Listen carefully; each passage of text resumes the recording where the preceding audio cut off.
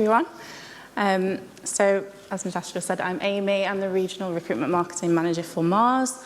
I don't know how much you guys know about Mars, probably more so for the Mars bar, which my glamorous assistant is going to start handing out to you any minute now. But we also are kind of three key segments. So there's Mars Confectionery, which is probably the most well-known, especially in the UK. We've also got Mars Pet Care, it's all the big pet care brands.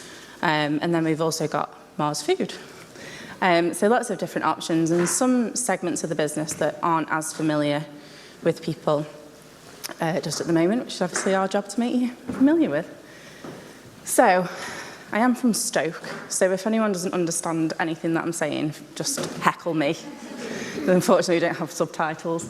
But just for a little bit of audience participation, does anyone know, or can anyone guess on average, what percentage of applications are shortlisted for a role?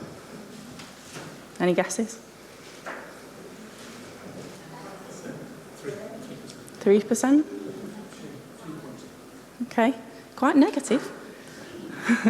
So 80% of CVs do not get shortlisted by recruiters, meaning only 20% of those applications right at the top of the funnel do not make it past the first screen. So secondly to that, on average, what percentage of those shortlisted applicants do you think then make it to interview? 5, 50? Quite big ones. 2%. So on average, only 2%, so 2 out of every 100 applicants who apply for a job are selected to attend a job interview. So that begs the question, why do we want to reduce applications?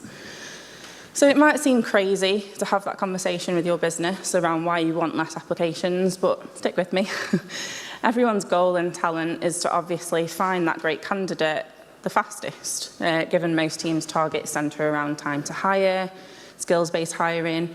The point of this talk is to say that bragging about loads of applications to stakeholders might make them think that your applications are working, but are they, if you're then going to reject 80% of them?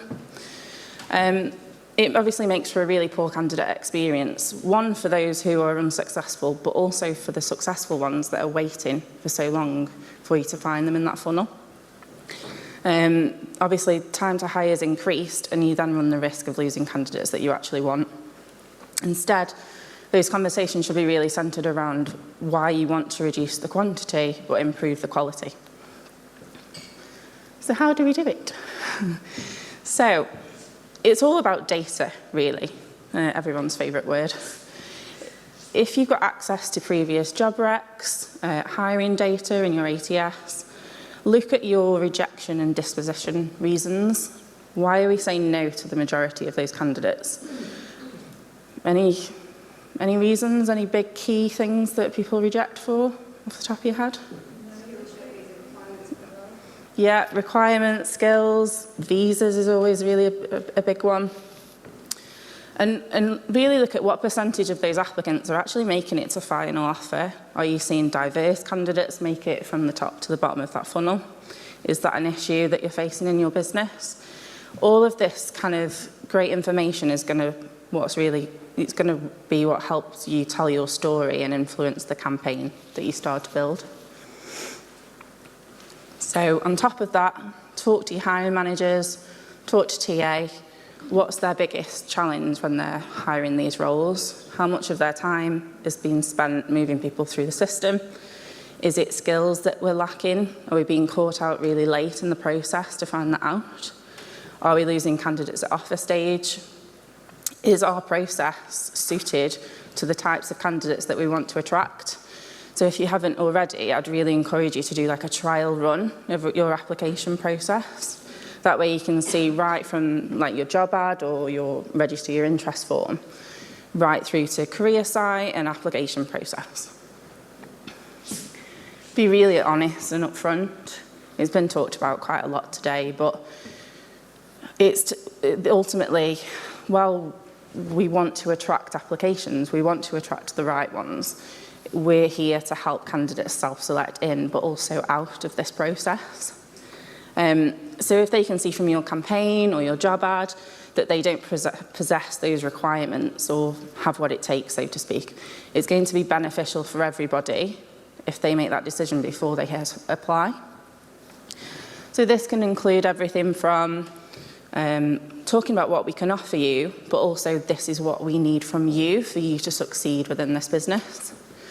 Anecdotal campaign content from recent joiners, hiring managers. So, for example, top skills for success as a data analyst, or my first 6 months at Mars. Talk about the cons as well as the pros. So, challenges you'll face, things you need to learn, how to prep for success. It's been mentioned a few times already, but candidates only spend on average 14 seconds reading a job ad. I think we have TikTok to thank for that. So it's up to us to really get straight to the point. Once they've seen your content on social or in things like candidate packs, the next opportunity for you to do this is then in your job ad. So with that said, on the 14-second mark, it's up to us to really get straight to the point. So that includes really clear and concise job ads. Really avoid that filler words, fluffy text, the stuff that nobody really needs. Talk about the challenges of the role too, things that you might face in the first 6 months or how to prepare for that. And then your nice to haves, the qualifications that you really need, and things that the business can then help them to upskill. So as we know, typically women will want to hit as many of those nice to haves or those qualifications on a list, whereas a man will typically just apply. We need to be able to say this is how we're going to support you if we want to obviously increase that diversity gap as well. We really want to show what's in it for them. We don't want to sell them a dream if it can't then become a reality. It's obviously all about retention rates as well, and then in turn those people becoming advocates for your business. On top of that, we don't want to tell our stakeholders that we've got 6,000 applications for 6 roles, when in fact we actually only really need 60 really high quality ones. It's a bit of Peru. So another really great addition to your portfolio, particularly in early careers, is candidate packs. So these can be used pre or post application and really help to give context to the applicant around whether they're suited to both the role but also your business. These can include everything from repurposed social content, because anyone in employer brand will tell you we love repurposing content.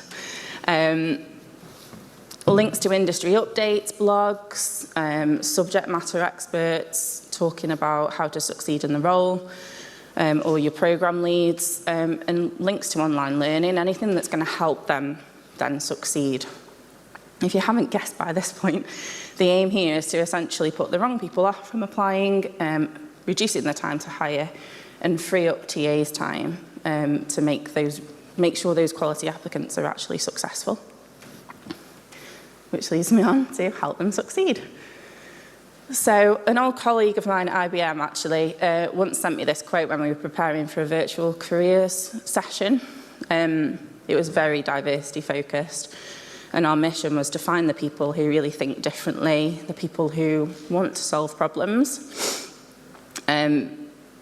Because obviously, as we know, doing the same thing over and over again isn't going to improve any ways of working. So with that said, is your attraction and application process set up for a wide range of diverse talent to succeed? Are the restless explorers going to be hooked by your role in 14 seconds? Are quality candidates going to get bored of filling 14 pages of applications out? Are they going to wait around for you to sift through 6,000 applications? Or are they going to go to your competitor that finds them quicker? Obviously, with less talent in your pipeline, you can nurture that quality talent. And how do we do that? It's educating and ensuring them that they're the right fit for the role. So we've talked about nurture campaigns, if they're in a CRM, sending really regular tailored content based on their preferences. This is particularly good for the early talent space.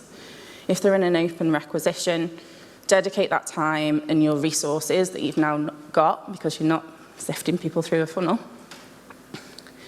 to ensure that they're offering the skills that you need as a business and provide opportunities for them to really polish those skills. So we talked a lot today about skills-based hiring. Give them the opportunity to really polish those skills before they're in an interview situation. Talk to your hiring managers, get a hit list. What are the deal breakers? And what can we, in employer brand or TA, what can we offer to help with this? So is that online or face-to-face skill sessions? When I worked at Capital One, we could not get people to hire. We could not get people to pass case study interviews. They just failed. Like 90% would fail a case study interview. So what we did was we held a face-to-face skill session on how to pass a case study. And then we did bulk interviews the next day, and 80% of them passed because it was fresh in their mind. It's something valuable to them that you're offering them as a business before they've even joined. Candidate prep packs, which we mentioned, networking opportunities to really get to know your business, sending them business resources, blogs, news articles, really help them understand the company better, and online learning resources as well. So what does that look like? This is just a snapshot of what we're doing at Mars currently. So we've got our nurture campaigns in the CRM, where we're sending really tailored content to anyone that's registered their interest with Mars. That goes from everything from kind of updating them on when applications might open or where they can go to apply. Advice from current colleagues at Mars for that kind of candidate advocacy. We've then got our attraction campaign on social, which is kind of real-life employee-generated content.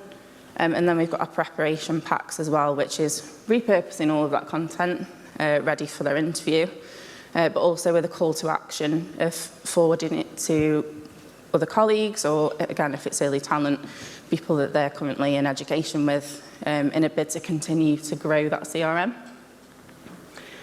Just a quick snapshot on how it's performing. Pretty good so far. Very likely already shared it when we asked if they will share it with colleagues, and how helpful they found it. Only 5% didn't find it helpful or slightly helpful, so looking good so far.